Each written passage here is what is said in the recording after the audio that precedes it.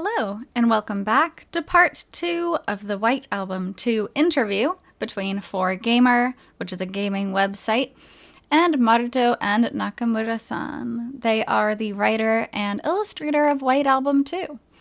So, we are talking about some design decisions behind Setsuna. Let's go ahead and continue on from there. What about Setsuna? For Setsuna, I have a strong attachment to the scene of her singing the song on the rooftop. It's not necessarily what you'd call a key visual, but once I had finished that picture, all of the images for the other scenes really bloomed too. Yes, that was a very impressive scene. I'm sure there are players out there who have realized this, but when it comes to event scenes, I feel like there are more and more images that emphasize mood and atmosphere over the prettiness of the characters. I mean, to be fair, the prettiness of the characters is very important as well, but pretty characters plus mood and atmosphere is what makes a full game. Talking about atmosphere, I'm thinking about one of Kazusa's scenes, the scene in CC where the two of them just barely miss each other. The use of two images really added a lot of power to it. That staging was my direction.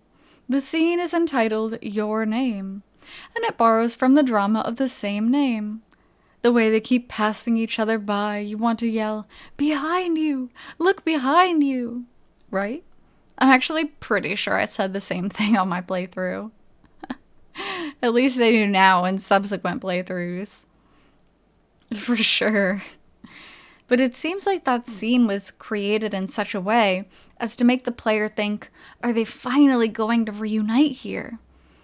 That sort of choice is set up deliberately, and yet there's no way of choosing it.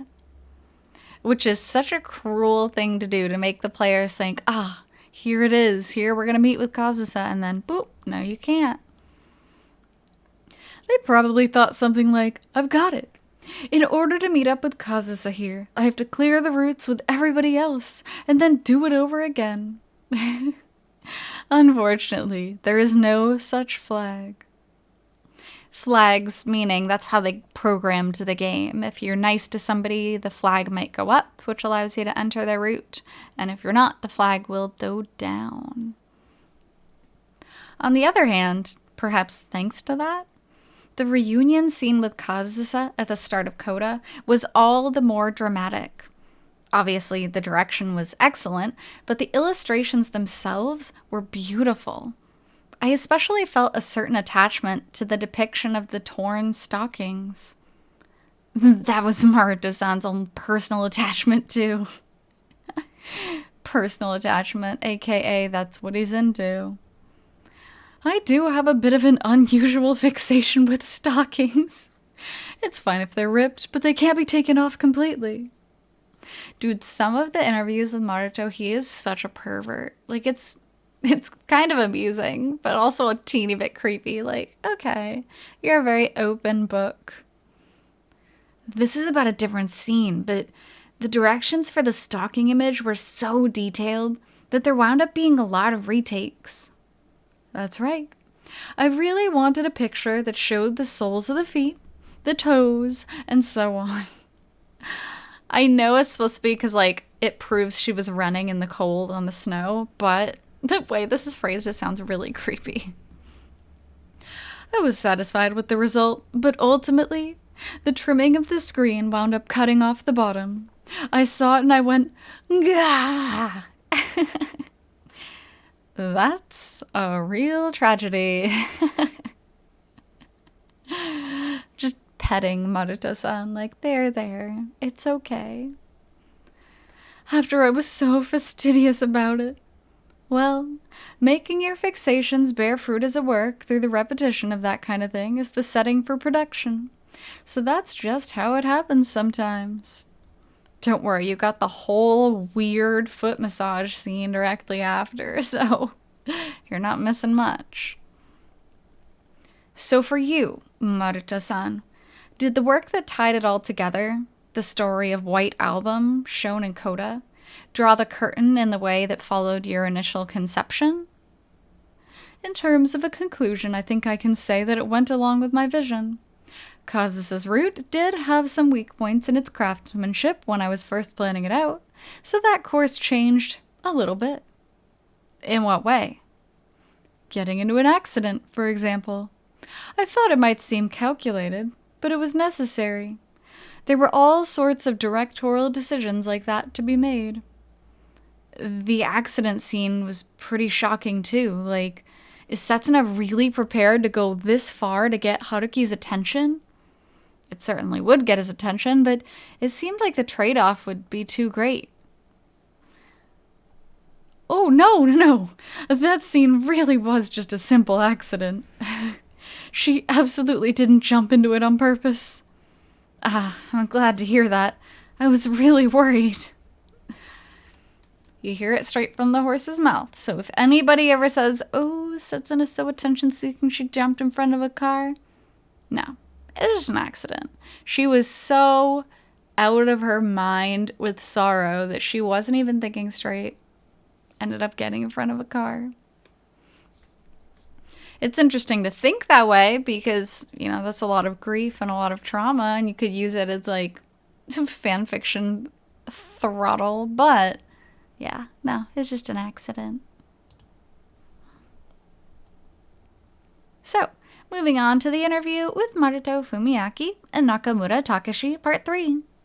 Mechanisms of love and friendship. The appeal of the supporting characters. I love the supporting characters. Now, I'd like to ask a bit more about the characters outside of Setsuna and Kazusa. I find Chiaki Izumi, one of the heroines in CC, a particularly unique character. That she is, and she is incredible. Up until the normal ending, she's shown as just a slacker university student. But in the true route, when her real nature comes to light, I feel like it must have been a shock to the players. Even more than to Haruki, the one actually concerned. No, I think Haruki got fairly shocked. I mean, he panicked and freaked out and almost punched her lights out, so... With 2, my aim to lay out the facts and truths that you couldn't get from just a single playthrough, in order to get a sense of unfamiliarity and weirdness, and to fan the apprehensions of the player. When it came to Chiaki, though, well, to be honest, I think I may have gotten a little carried away. Nah, it totally worked. It was the weird route in a good way. Like, it wasn't so outlandish that I was like, that's impossible, that wouldn't happen. But it was outlandish enough that all the players refer to Chiaki as an alien, or a demon. The same kind of direction showed up in IC and Coda too, and I thought it functioned very well. But thinking in terms of weirdness, like you mentioned, I would definitely say Chiaki's scenario in CC had the most. Her behavior sort of falls outside the rest of the story's characters, almost like she's some kind of extraterrestrial. To put it plainly, it reaches the domain of metafiction. There certainly were metaphysical aspects to... Oh, Nakamura-san is interjecting here. There certainly were metaphysical aspects to Chiaki's scenario. Hers was the first scenario to arise in CC, and it caused a pretty big shock among the staff even. It was almost a time loop structure that summarized the whole game or foretold how the plot would unfold in Coda. I can't help wondering what the aim was there, including how you have to play through the normal ending once in order to reach the true ending. Well, I guess it might look like Chiaki is sort of a... Oh god, I don't know how to read that. Deus ex machina? Though I wouldn't call her all-powerful by any means. That's it. It was like a story in which a deus ex machina had become self-aware. What I really wanted was to use a device like Misaki-san from 1. Chiaki's face sort of resembles hers, right? There's a scene in which Chiaki is acting in a play, but in fact, Misaki-san was the one who wrote the script, and the substance of it was Kizuato. the content of Chiaki's scenario did feel as though it were showing a Leaf All-Stars aspect. Is that what gave it its metaphysical quality? I was the one who said I wanted to use Kizuato, but that was all. The references to Kizuato and one were mostly me. While I think the connection with roots may have come from Shimokawa-san's own preferences. From the outset, we were wondering whether we might proceed with this sort of literary style, but now that I look back on it, it really was a pretty interesting development.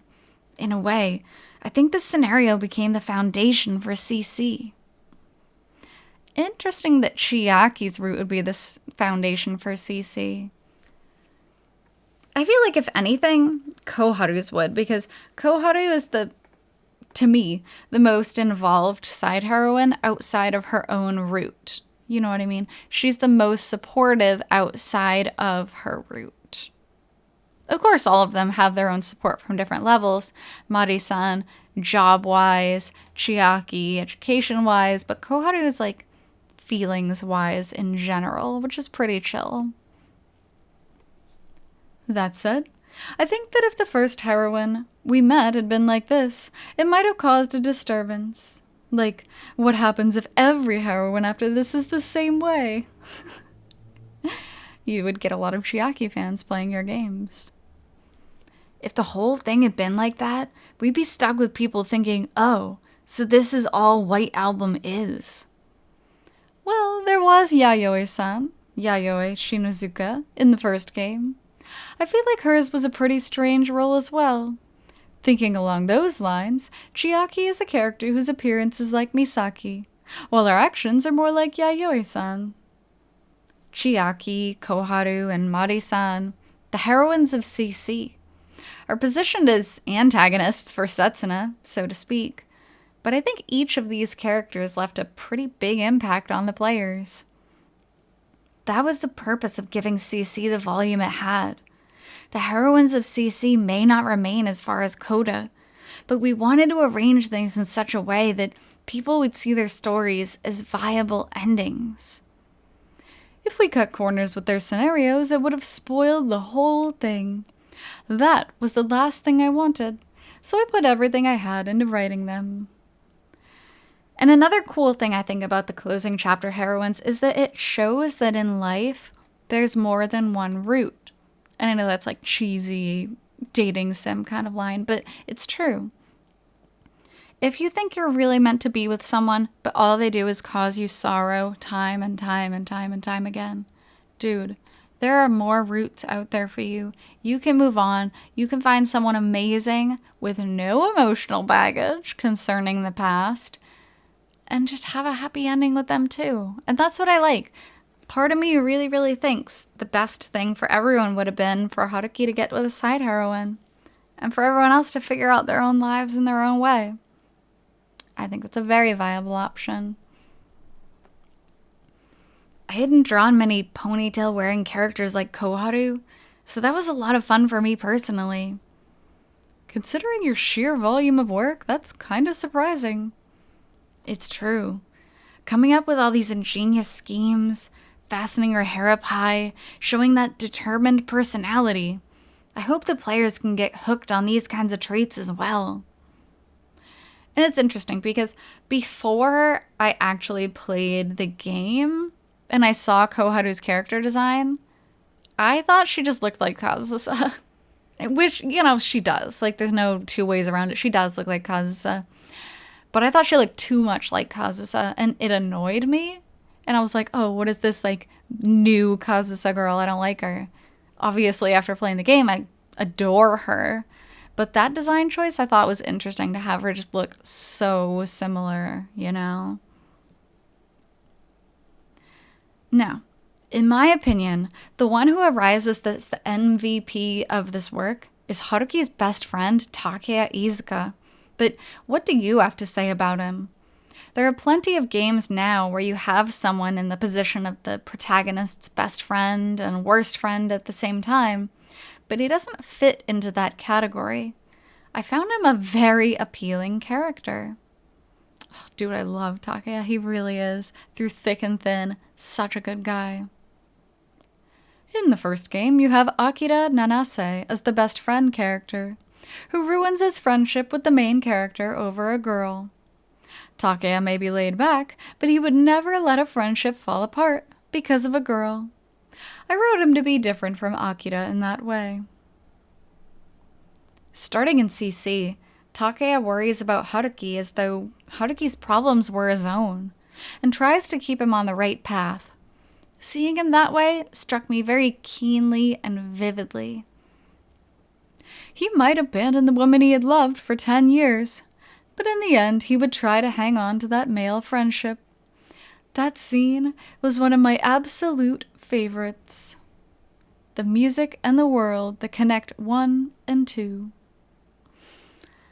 God, the scenes where Takeya is just desperately begging Haruki to stay his friend and to get back on the right path, that made me cry so much. Takeya is such a good guy. My God. Shifting topics a bit, I'd like to ask about the design side of things. Nakamura-san, would you mind telling me about your impressions of the previous game, 1? That one came out right around the time that you joined Aqua Plus, didn't it? Right. So, from a practical standpoint, I barely touched it. But even looking at it from the sidelines, I got the feeling that it was a completely different beast from Two Heart, which was being featured at the time. I never imagined I would end up working on 2 after that. Now that you mention it, it does seem a little strange that you were put in charge of the art for 2, when Hisashi Kawata-san, the lead artist for 1, was still a member of the team. Kawata-san was actually the one who nominated me. Just to give it to you flat, at the time the plans were being drawn up for 2, his schedule was completely full, and the question arose of whether somebody else in the company might be able to do it. Or so I've heard. Why are you treating this like a rumor? It's literally straight from the horse's mouth, and yet it's a rumor. But that's interesting. New writer for White Album 2, new artist from White Album 2, and yet it became such a smash hit. Having a sequel that's a really huge smash hit as opposed to the original, I feel like is kind of rare. But in this case, it ended up working out. All the coordination was handled at the head office in Osaka, and I myself was busy with other work at the time, so I don't know the actual particulars all that well. Wow. So it was definitely a little strange that they called on someone like me, but I wonder whether the game I'd worked on before, December, When There Is No Angel, might have left an impression. I did also have someone approach me, wondering whether I might not be able to design something that fit the vibe of White Album. December, When There Is No Angel was a calm sort of game, set against a winter backdrop. Personally, I have a recollection of the art matching the story very well. I've drawn a lot of gloomy, quiet type of characters, so they probably wanted something to fit that pattern. Yeah, because White Album 2 is very snowy and very gloomy. When you first heard the story for 2, what did you think? I thought, I hope I'm the right one for this. At the time, I was working in a completely different department, drawing these brightly colored pop fantasy illustrations every week. This called for the exact opposite in terms of design, so switching my brain over took some work. The amount of work for this game must have been pretty overwhelming compared with standard titles, too. It was. I made an estimate based on the fact that there hadn't been that many CG images recently, but I had a hunch that when I opened the lid, the scale would be really massive. Along the way, I consciously changed my mindset to, I have to put my heart and soul into this. I see. Just now, we were talking about your attachments to Setsuna and Kazusa, and to Koharu. But what about the other characters? An interesting question, because though it's the sign of a bad artist. With some games, you can really tell who they prefer based on who they put the most work into, who gets the best expressions, the most detailed expressions. So knowing who their favorite is and then replaying the game, I feel like you pick up on some extra stuff. This isn't really about any character in particular, but the decision for this game was to limit the sorts of designs you might normally be considered part and parcel with gal games. Red hair, emphasis on styles with long bangs, etc. And go for an overall style that was more plain. So that made it easier for me to draw personally.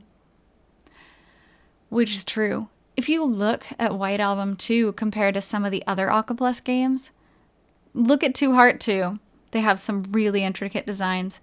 Look at Dungeon Travelers. Dungeon Travelers has extremely detailed designs. Utawareru Mono, dude, so many. So White Album 2 in comparison, yeah, very plain Jane. But there is a charm in that. There's a relatability in that. Considering the course of the story, it was kind of inevitable that the designs would be more subdued.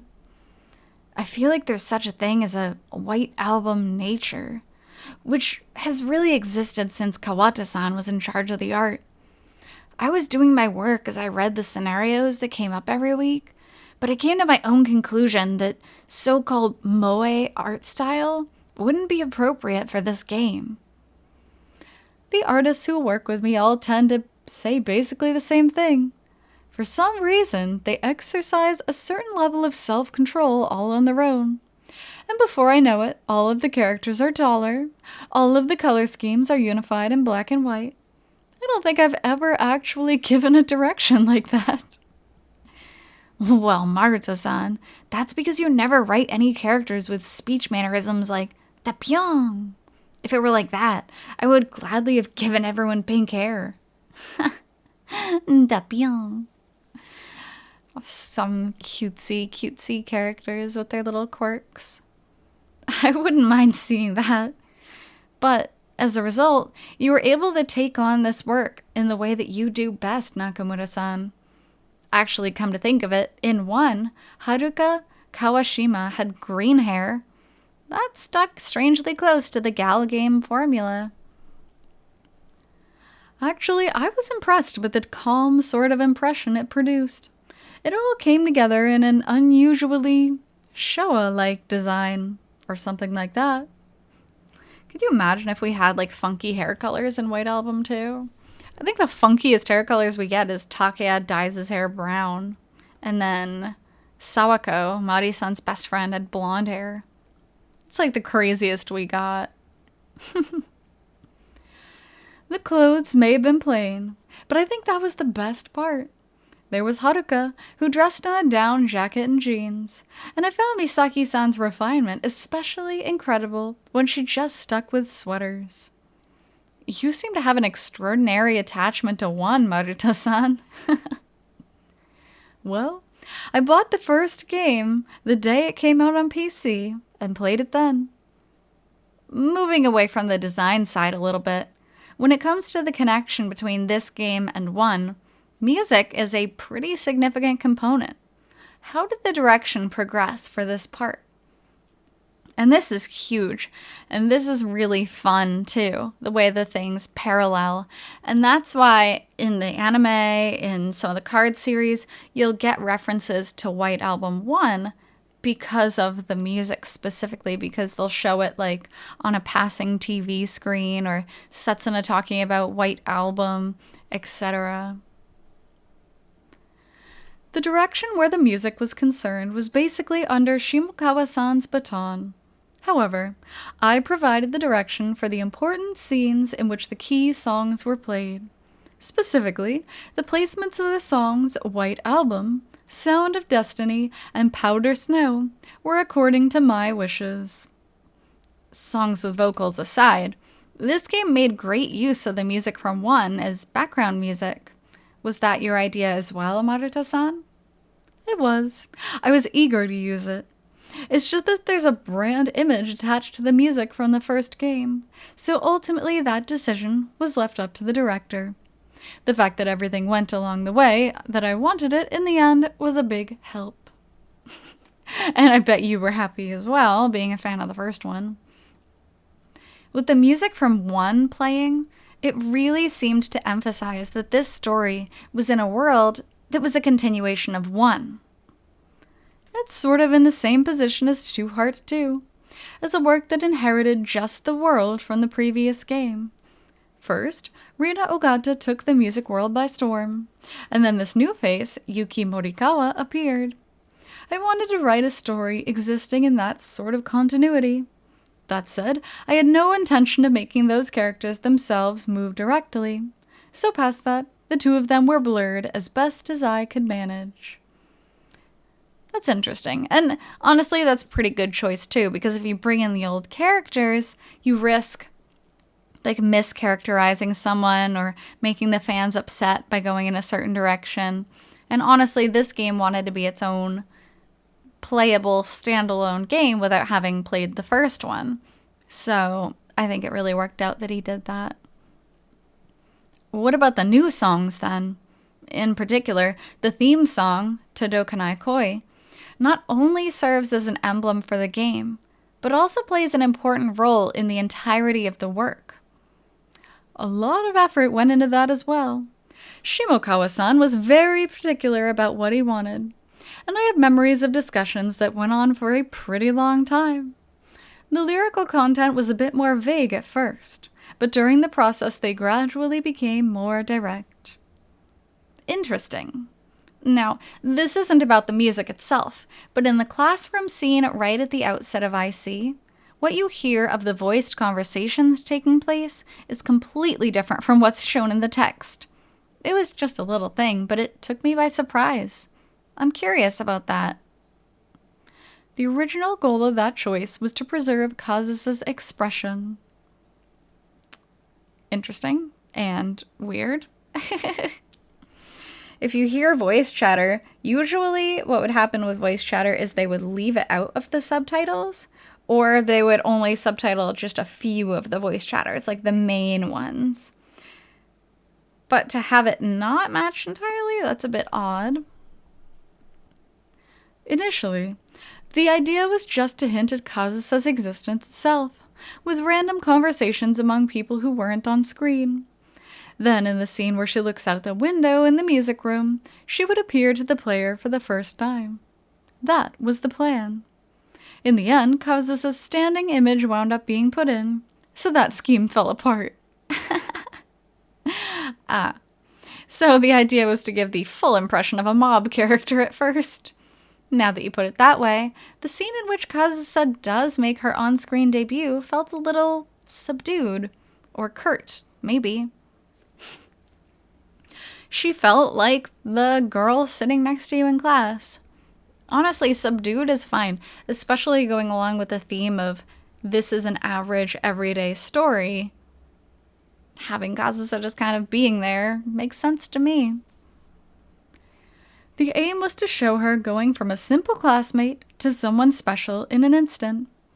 But even though that didn't pan out, we felt like we might be able to use that device somewhere else, so it was diverted to a scene from a later scenario.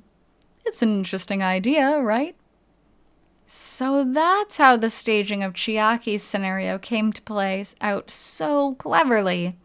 So, were you also the one who spearheaded directing choices like this, Maruto-san?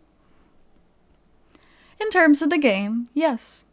I gave instructions and requests when it came to the basic components of the scenario, the settings, sound effects, and event images.